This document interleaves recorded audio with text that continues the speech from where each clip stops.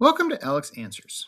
As always, I would like to remind you that with correct preparation, we can overcome any obstacle together. It is with this in mind that I bring you today's video, AI and Our Future. If you're thinking that this is a familiar topic, I get it. However, this is not about water usage, noise, power consumption, water or electricity prices, property value decreases, or many of the other most common concerns. This is about the long term implications of its widespread adoption. For perspective, let's start with the initial introduction of computers, which did displace some accountants and may have impacted some resource demands like paper.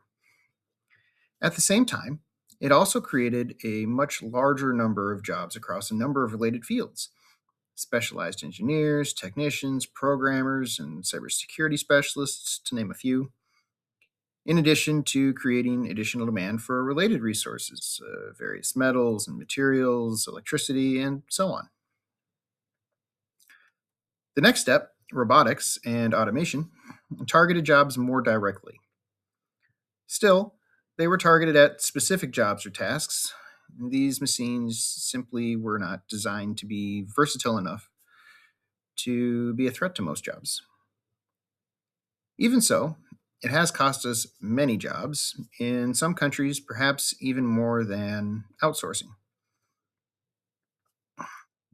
Then we consider our more recent advances in AI, which have the potential to perform any task that we can.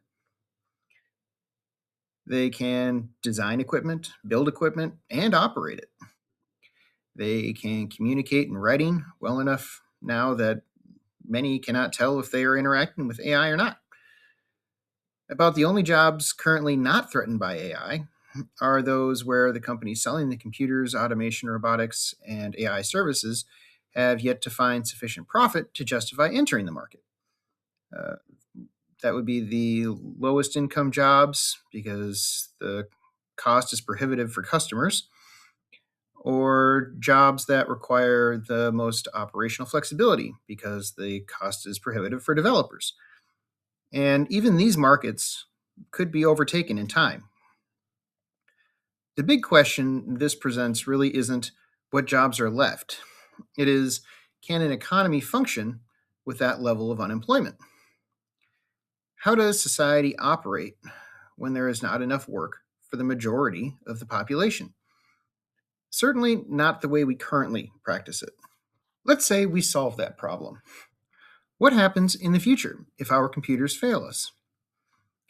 A well placed earthquake, tidal wave, or a particularly powerful solar flare could easily bring down a data center, power plant, or power grid. If our machines have adopted all of our technological responsibilities, we could very well fall into a second round of the Dark Ages. None of this automatically means that AI is bad or that we should avoid it altogether. It does mean that its adoption needs to be responsibly regulated. In any case, this has been a quick look at artificial intelligence and its potential impact on our future. I'm your host, Alex, wishing you the best, and I hope to see you next time.